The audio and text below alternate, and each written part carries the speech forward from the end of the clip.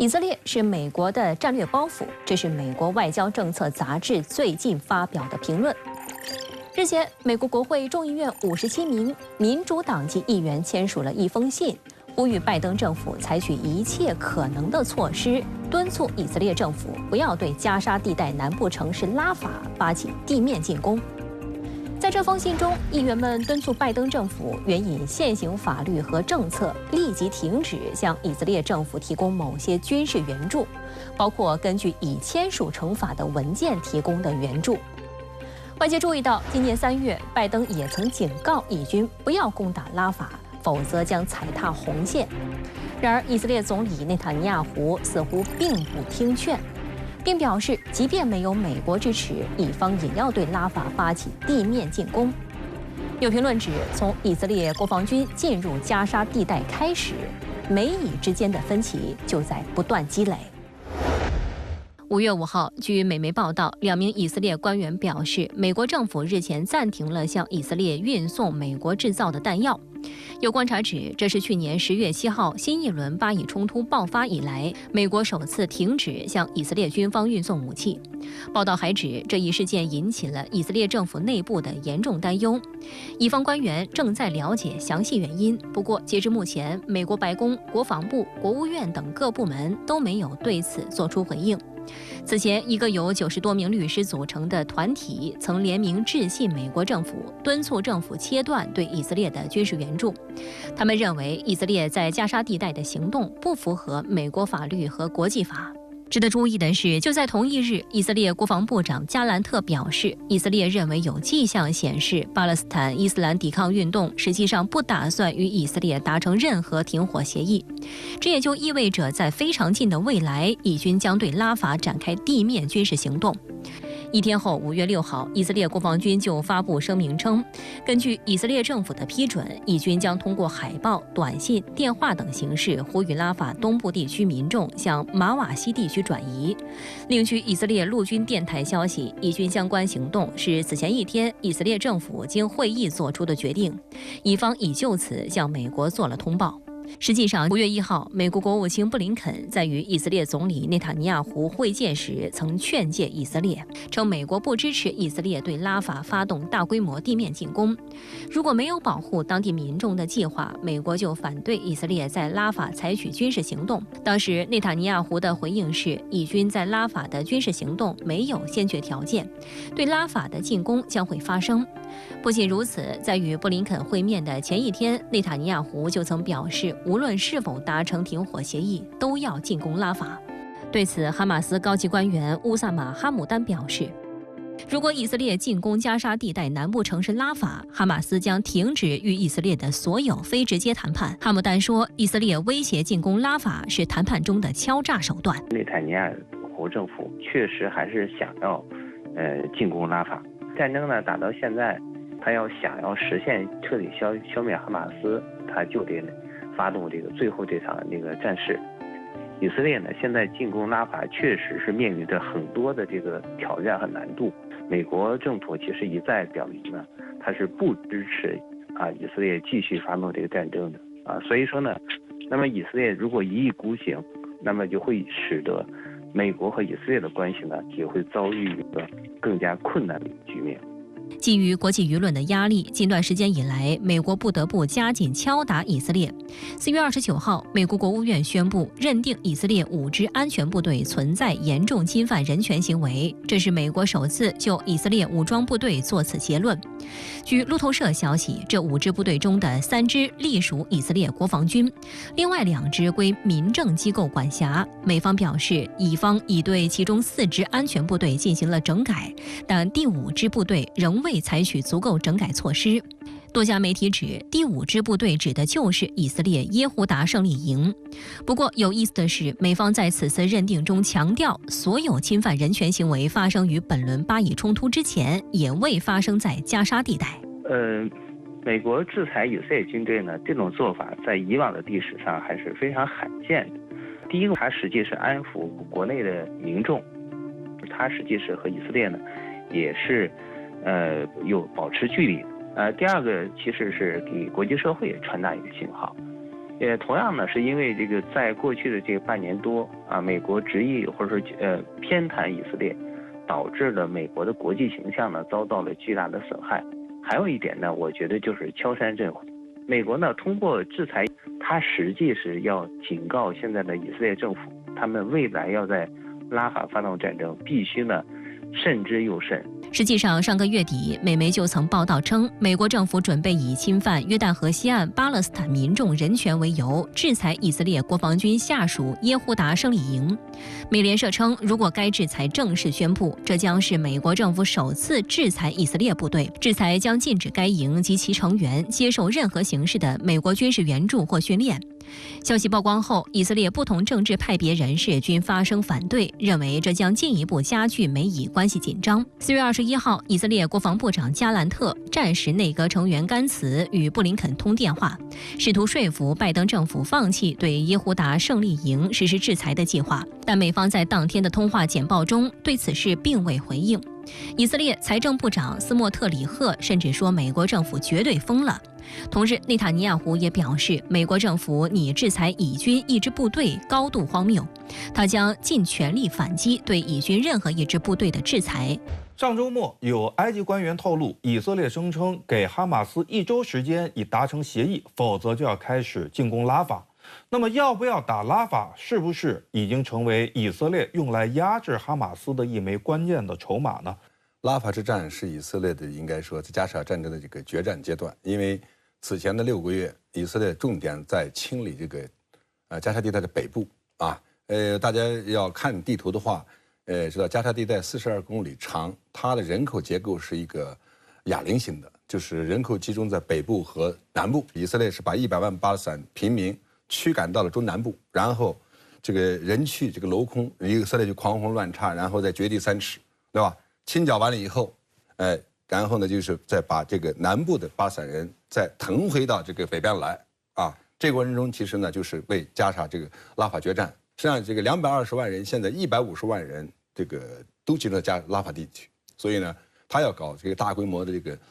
军事行动的话，国际社会认为将造成大量平民死亡。但是以色列不干的话啊，1万1、2万哈马斯的武装分子还在南部啊。那么如果不进行这个拉法这个之战，就不可能从军事上对哈马斯进行缴械，消灭他的有生力量。我们也注意到，美国国务院前不久认定了以色列有5支部队侵犯人权，并且传出消息要对以色列国防军的1个营实施制裁。不过呢，美方认定的侵犯人权的事件都发生在去年10月7号之前，也就是发生在新一轮巴以冲突爆发之前。同时呢，也不是发生在加沙地带，而是发生在约旦河西岸。但后来呢，又传出消息，美方还没有决定如何来对待这些部队，似乎是把这件事儿给挂起来了。美国究竟是什么意图？张女士。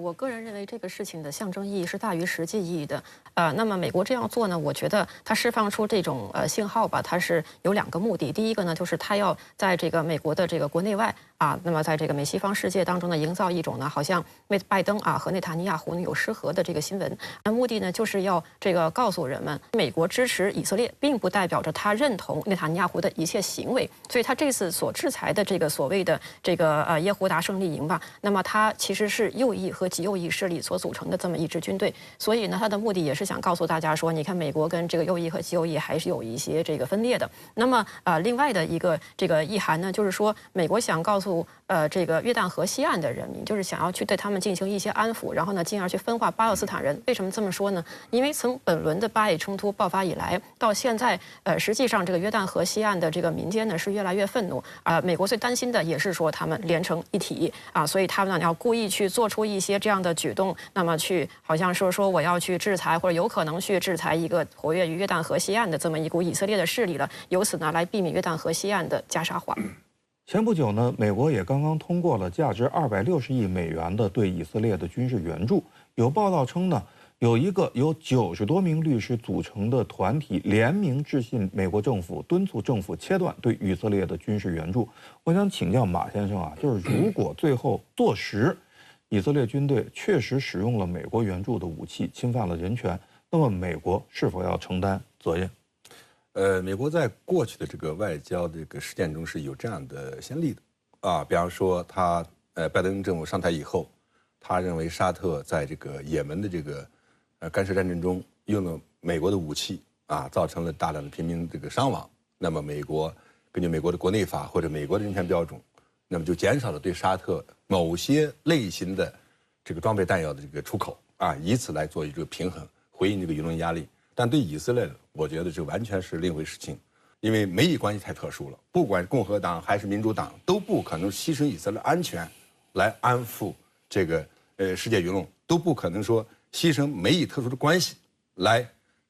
换取巴勒斯坦人的公道。现在如果我们要去了解当前美国的一些行为逻辑的话，我觉得得考虑到2个背景。第一个背景呢，就是我们要看美国这个国家，它的这个外交政策，它有一个重要的战略叫联盟战略。什么意思呢？就是我在这个国际社会呢，我是一个老大哥，我呢得去找一帮小兄弟跟着我混。美国最近呢，他也在把这个东西呢，他做了一番利用，他在这个向他的这些盟友吧，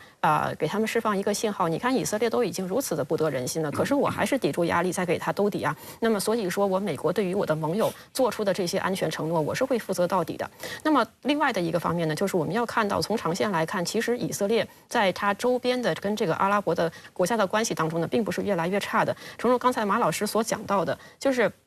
一开始的时候，以色列建国，那么周围的全都是他的敌人。可是今天在这样的一场巴以冲突当中，实际上呢，中东的各个国家的表现呢是非常的低调的。那么这意味着什么呢？意味着整个阿拉伯民族主义这样的一种集体行动的意识形态呢正在淡化，而取而代之的是各个国家之间的这种从自己的利益出发来考虑问题。那么其实他们越来越不是一条心，而这种分裂的局面，其实恰好给美国这样的大国干预中东呢提供了更多的空间。新一轮巴以冲突爆发半年有余，以色列政府所面临的内忧外患只增不减。近日，一张可能的通缉令就让以色列总理内塔尼亚胡头疼不已。美国媒体披露，设在荷兰海牙的国际刑事法院正准备就新一轮巴以冲突中的战争罪嫌疑，对以色列和巴勒斯坦伊斯兰抵抗运动，也就是哈马斯的高级官员发布通缉令。以色列总理本雅明内塔尼亚胡可能成为通缉对象之一。《纽约时报》报道称，针对以方官员的指控，可能包括阻止人道主义援助物资进入巴勒斯坦加沙地带，以及对去年10月7号哈马斯突袭以色列实施过于残酷的报复。目前暂不清楚哈马斯方面将受何种指控，以及何人将遭遇通缉。对此，内塔尼亚胡公开表示不满，并表示永远不会接受国际刑事法院破坏以色列固有自卫权的任何企图。日前传出国际刑事法院有可能对包括总理内塔尼亚胡在内的以色列高官发出通缉令的消息，引发了舆论的关注。那么这个事儿呢，到今天好像也没说明白。首先想请教马先生，其实呢，我们也注意到就是在前几天这个消息传得比较盛的时候，据说内塔尼亚胡拼命给拜登打电话。后来呢，白宫表态不支持国际刑事法院进行调查。然后呢，内塔尼亚胡马上就有底气了，又跟美国叫板，说不管怎么样都要打拉法。那么白宫和内塔尼亚胡这唱的究竟是哪一出呢？现在有个说法是，以色列绑架了美国的外交。或者说以色列现在成了美国的负资产，尤其是这个7个月的加沙这个冲突，巴勒斯坦死伤惨烈，这个全世界都看不下去了。这种情况下呢，美国呢，要适度的给以色列施加压力，但是呢，这个力度又不能太大，因为你施压太大，伤害了以色列的国家利益，你会影响到美国国内的势力强大的犹太选民的这个投票的走向。日前呢，哥伦比亚总统佩特罗宣布将会与以色列断绝外交关系，以抗议以色列在加沙地带的种族灭绝行为。那么土耳其呢，也已经停止与以色列的所有贸易。5月2号，以色列总理内塔尼亚胡就公开表示，如果别无选择，犹太人将孤军奋战。那么以色列真的能对国际社会无所畏惧吗？张女士？以色列其实它从建国的时候开始呢，周边的那么多的阿拉伯国家，其实都是它的这个对立面吧，然后基本上是对它进行围殴的。可是呢，在美国的帮衬之下，那么经过了历次的中东战争之后，其实以色列的地盘呢，不仅没有越来越小，反而是越来越大了。还有呢，就是在这个70年代末，当这个戴维营协议达成之后，那么实际上以色列跟埃及的这个关系呢有所缓和，所以以色列这个跟他敌对的这种阿拉伯国家的数量呢，其实也是在下降的。所以呢，这样的一些历史经验呢，就给了以色列呢这样的一种印象，就是他会认为说，我就是要遵循一种拳头逻辑，也就是刚才马老师所说的那种狮子的逻辑。那么他认为我的国家安全呢，其实就是建立在我这种强硬立场的基础之上。他认为说，只要我能够继续的去维持我这个中东小霸王的这个形象，让周围呢去这个怕我的话那么我的这个以色列的这个国家都可以一直存在下去。那么这一轮的巴以冲突又会在什么时候告一段落呢？马先生，至少以色列现在要，比方说要获得大部分这个人质或者这个被拘押人员的这个释放，那么这样才有个台阶下，才有可能实现一个短期的停火。那至于长期停火，那看要怎么处置哈马斯，因为他对哈马斯的既定政策是斩草除根、赶尽杀绝。大家要跳出巴以冲突来看这个加沙战争，因为现在实际上是形势发展到现在，已经不仅是以色列同哈马斯，这个同巴勒斯坦之间的这个对决，是以色列同伊朗主导的抵抗轴心对决。那么大家想想前段时间，这个以色列袭击了在叙利亚的伊朗使馆，伊朗像模像样的做了回击，好几个阿拉伯国家都参与了对以色列的这种领空的保卫。你看出来，就是出现了一个北约这个中东北约这个小格局，他们共同的敌人都是伊朗及其在这个地区的所谓的代理人。所以这情况下，这个内塔尼亚胡他领导的以色列政府同中东的一些阿拉伯国家，他们有着高度的国家利益的一致，他们已经超越了这个所谓的简单的巴以冲突，他们更多的在考虑地区，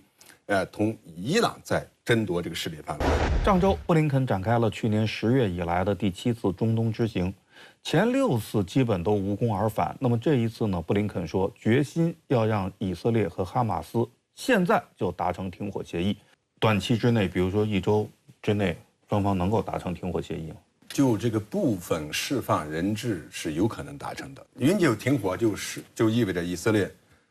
他回到自己的国内的这个司法战场上，那么加沙可能转入一个战后重建的另一个叙事。那这种情况下，我觉得这个恐怕是哈马斯乐意见到的，不是以色列乐意见到的。所以呢，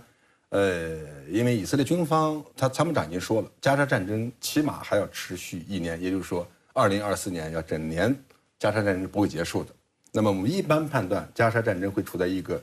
相对的长期化、低烈度状态。我们也看到布林肯的第7次中东之行似乎把重点放在了调解以色列和沙特的关系上，让以色列和沙特达成和平协议，实现正常国家关系，找准了当前中东局势的症结吗？那美国一直在说我要给这个沙特提供安全承诺，可是要问的问题是，为什么这个安全承诺很重要呢？那么答案非常简单，就是我们要让这个沙特呢持续的处于一种不安全的状态下，这是美国的一个思路。那么怎么能够让这个地区的这个形势不安全呢？那就是要让这个以色列和伊朗持续的是处于一种对立的状态。然后现在呢，美国就刻意要让沙特在这么一个很敏感的时间点上去进行选边站队。那么如果说这个沙特去这个跟伊朗这个关系呢越来越疏远，那么也会导致呢这个他们双方所代表的什叶派阵营跟逊尼派阵营的这个关系呢这个越来越这个紧张，或者说他们之间的信任呢越来越脆弱。那么美国在这个时候推动沙特跟以色列关系正常化我认为它是一石三鸟。首先，可能认为有效的能解决巴以问题，因为沙特如果跟以色列实现关系正常化的话，会剩下的10几个阿拉伯国家都跟着以色列实现关系正常化，以色列战略环境得到了巨大的改变那么他心态也放松了，他有可能会能比较好的落实两国方案。那么美国认为这是就反弹琵琶，过去那么多年解决不了巴勒斯坦问题的，因为我们就首先要解决巴勒斯坦问题，那么现在倒过来，我先解决以色列同所有阿拉伯国家大家庭的这个和谐的问题，然后来解决小问题。那么解决了，如果以色列跟阿拉伯国家实现了全面的这个关系正常化，包括解决了巴勒斯坦问题的话，那伊朗就在没有任何的这个插手中东的这样的一个理由，这就解决了伊朗的威胁问题。就是说一石三鸟，第三鸟，他还把中东问题跟俄乌冲突联系起来。大家想想，俄罗斯这个出兵乌克兰以后，俄罗斯石油、天然气的出口受到了美国、欧洲的这个封锁，但是美国又面临着世界能源需要一个基本的保障。换言之，沙特要通过这种方式来抱美国的大腿，抱定了。那当然，其中条件就是我跟以色列实现关系正常化，我对巴塞实行这个热点外交。沙特认为这个美国这个国家翻脸不认人啊，做美国的朋友有时候比做美国的敌人还危险，说抛弃你就抛弃你。所以呢，沙特对美国是一种，又离不开，又讨厌，又恐惧的这样心理。那么，所以呢，未来就算是重塑这个格局，美国跟沙特之间达成一种超越过去的70几年的这样的一个种联盟的这种关系，沙特也绝不会把所有的鸡蛋都放在美国的篮子里。美国呢，一方面一直都在为以色列提供军援，但是呢，他口头上也支持两国方案。美国打的究竟是什么主意，张女士？美国一直在说他要调解啊，他要地区和平，他要两国方案，但实际上他说的所有的这些东西呢，都是谋求的是一种短期的停火啊，暂时性的和平，他并不谋求说是一个长线的这样一个停战。那么比如说他说的这个两国方案，很多时候呢，他只是拿来当一个口号啊，告诉大家说我们有这种可能性，然后就没有然后了，他并没有说是有一个非常成体系化的一个路线图，说这个两国方案的实质是什么。然后第二个就是在方法上，实际上这个美国呢，他一直他的这个愿望，从这个琼戴维营协议到这个亚伯拉罕协议到现在，他去推动沙特跟以色列的关系，他就是想要一步一步的去这个孤立巴勒斯坦问题，孤立加沙地带。那么最好是所有的阿拉伯国家，甚至是大部分的巴勒斯坦人都跟以色列这个关系的给和解了，然后呢，让关心巴勒斯坦的这个建国问题的人呢越来越少以后呢，这个事情呢就没有那么重要了。但是呢，中国一直以来，其实我们一直在坚持这个两国方案，而且我们是非常严肃的，是去希望从这个问题的关键入手，因为我们中国人相信呢，治标不如治本。而事实上，去年的阿克萨洪水行动呢，其实也表明了，就是你去绕过巴勒斯坦去谈中东的和谐是不现实的。自去年斡旋伊朗和沙特实现和解，到今年巴勒斯坦两大政治派别在北京进行和解磋商，中国在中东局势当中闪耀着独有的光芒。那么接下来，中国在中东事务，特别是在巴以问题上，将如何继续发挥作用呢？中国在中东的这个作用会越来越大一方面中国的实力在不断增长，另一方面呢，中东的大国治理在日渐的匮乏，中东出现了大国力量重新这个布局、重新调整这样一个空间。那么中东国家对中国也有希望，甚至中东对中国历史上那种友好的感觉都带入一个对中国新的这个角色的这样一个期盼。因为换句话说，中国在中东历史上是历史清白，我们跟中东各个国家、各个民族从来没有任何的冤仇。那么当然希望中国发挥更大的作用，但另一方面，我们也意识到中东问题非常复杂，我们只要这个发挥我们自己的这个长项做我们应该做的工作做中国应该做的贡献，我觉得就可以了。中国呀是少有的在中东地区呢能够深受各方信任的这样一个大国所以中国未来呢当然也会继续的去发挥这种劝和促谈的作用，然后呢来提供平台，让交战的这个各方呢促进他们的这个谈判。